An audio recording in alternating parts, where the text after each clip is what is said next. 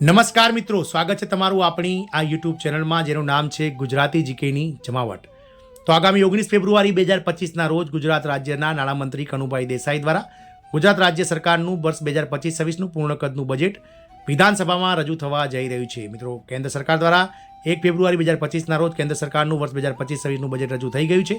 આ બજેટમાં મધ્યમ વર્ગથી લઈ અને આમ જનતા તેમજ મિત્રો અમલદારો અને અધિકારીઓ માટે જે છે તે ખાસ મિત્રો ટેક્સમાં રાહત સહિતના ઘણા ખરા સારા નિર્ણયો સરકાર દ્વારા લેવામાં આવે છે. હવે આશાઓ સેવાઈ રહી છે કે આગામી 19 ફેબ્રુઆરી જ્યારે ગુજરાત સરકારનું બજેટ રજૂ થવા જઈ રહ્યું છે તેમાં પણ મિત્રો ગુજરાત રાજ્ય સરકાર દ્વારા ગુજરાત રાજ્યની મધ્યમ વર્ગ તેમજ આમ જનતા માટે જે છે તે મિત્રો ખજાનો ખોલે તેવું આશાઓ રખાઈ રહી છે. તમામ અટકળો છે મિત્રો ગુજરાતમાં બાંધકામ શ્રમિકોને જે છે તે મિત્રો સરકાર દ્વારા પેન્શન આપવાને લઈ અને બજેટમાં જાહેરાત થઈ શકે છે. જાણીએ વિડીયોમાં વિગતવાર કે કેમ બાંધકામ શ્રમિકોને આ સરકાર દ્વારા પેન્શન આપવામાં આવશે, કેટલું માસિક પેન્શન સરકાર દ્વારા બજેટમાં જાહેર કરી શકાય છે તેને લઈ અને વિડીયોમાં વિગતવાર ચર્ચા કરીએ.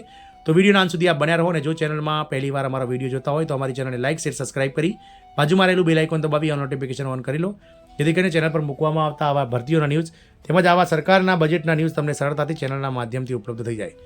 તો ગુજરાતના લાખો બાંધકામ શ્રમિકોને માસિક આટલા રૂપિયા પેન્શન સરકાર દ્વારા આપવામાં આવશે. બજેટમાં સત્તાવાર જાહેર થશે. ગુજરાતમાં આમ તો બાંધકામ શ્રમિકો માટે અનેક યોજનાઓ અમલી છે, પરંતુ આ વખતે બજેટમાં એક મહત્વની જાહેરાત થઈ શકે છે અને 60 વર્ષથી વધુ વય ધરાવતા બાંધકામ શ્રમિકોને પેન્શન આપશે તેવું જાણવા મળી રહ્યું છે. ગુજરાત રાજ્યમાં બાંધકામ શ્રમિકો માટે આમ તો ઘણી બધી યોજનાઓ સરકાર વર્તમાનમાં અમલમાં આવી રહી છે, પરંતુ આ વખતે ગુજરાત સરકાર વર્ષ 2025-26ના પૂર્ણ કદના બજેટમાં શ્રમ રોજગાર વિભાગના બજેટમાં બાંધકામ શ્રમિકો માટેની વૃદ્ધાશ્રમ પેન્શન યોજના જાહેર કરવાનું નક્કી કર્યું છે. મળતી માહિતી મુજબ 60 વર્ષથી ઉપરના બાંધકામ શ્રમિકની કે જેઓનું રજીસ્ટર થયેલું નામ છે તેમને સામાજિક સલામતી અને જીવના જોખમ સામે રક્ષણ આપવા માટે બાંધકામ શ્રમયોગી કલ્યાણ બોર્ડ દ્વારા 10 વર્ષથી વધારે નોંધાયેલા આવા શ્રમિકોને માસિક ₹300નું પેન્શન આપવામાં આવશે. જો બાંધકામ શ્રમિકોને કોઈ આકસ્મિક કારણસર અપંગતા આવી જાય છે તો આવા કિસ્સામાં અપંગ થયેલ શ્રમિકને માસિક ₹3000 તથા જો કોઈ કારણસર બાંધકામ શ્રમિકનું મૃત્યુ થાય છે તો વારસદારને દર મહિને ₹1500નું પેન્શન આપવામાં આવશે. આ તમામ જે છે તે શ્રમિકોને લગતા લાભો બજેટ 2025-26માં સરકાર દ્વારા રજૂ કરવામાં આવી શકે છે. અત્યારે જણાવવાનું છે કે હાલમાં ગુજરાતમાં ચોપડે 11.51 એટલે કે લગભગ 11.5 લાખ જેટલા બાંધકામ શ્રમિકો નોંધાયેલા છે, જેના લાભ માટે રાજ્ય સરકાર દ્વારા વર્ષ 2025-26ના આગામી બજેટ સત્ર દરમિયાન વૃદ્ધાશ્રમ પેન્શન યોજનાની જાહેરાત કરાશે એવું સૂત્રોનું કહેવું છે. એવી જ રીતે મુખ્યમંત્રી શ્રમિક યોજના હેઠળ નોંધાયેલા શ્રમિક કામદારોને ચોમાસાના સમયગાળામાં કામ ન મળવાના કારણે તેમની સામાજિક સલામતી અને જીવન નિર્વાહ માટે માસિક 3000નું પેન્શન ચૂકવવાનો નિર્ણય લેવામાં આવ્યો છે. રાજ્યમાં શ્રમિકોને હાલ કઈ યોજના હેઠળ મળે છે કયા કયા લાભો? તો તમામ નોંધાયેલા 11.5 લાખ બાંધકામ શ્રમયોગીઓને PLAYમાં યોજનાનો લાભ અપાય છે.